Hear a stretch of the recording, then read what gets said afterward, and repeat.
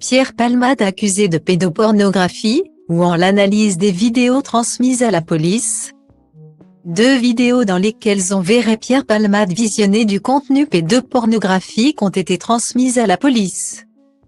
Pour l'instant, les bandes sont en cours d'analyse par les enquêteurs et sont déterminantes dans la suite de l'enquête.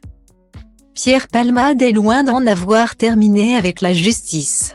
Ce vendredi 24 février, la Cour d'appel de Paris a examiné un recours du parquet de Melun qui avait demandé le placement en détention provisoire de l'humoriste.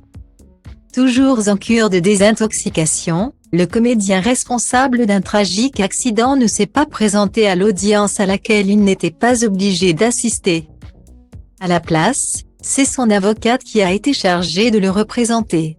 Après plus d'1 heure, la Chambre de l'instruction de Paris a terminé l'audience. Elle rendra son verdict le lundi 27 février à 11h30. On saura enfin si Pierre Palmade continuera d'être assigné à résidence avec port du bracelet électronique ou s'il sera placé en détention provisoire, comme le demandait le parquet de Melun. Mais ce n'est pas tout. Parallèlement à cette mise en examen, l'ancien acolyte de Muriel Robin est au cœur d'une seconde enquête pour détention d'images à caractère pédopornographique.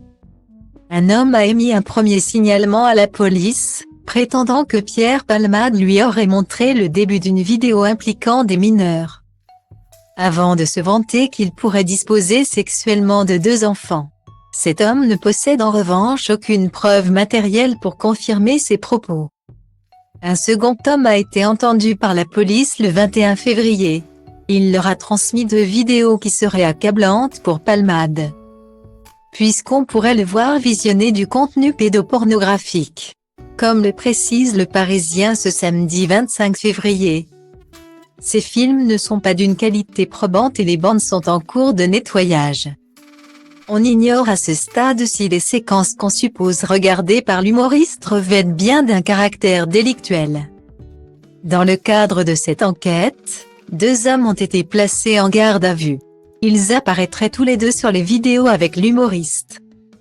L'objectif des auditions est de confirmer ou non la consultation par Pierre Palmade de vidéos pédopornographiques lorsque les films ont été tournés, ajoutent nos confrères.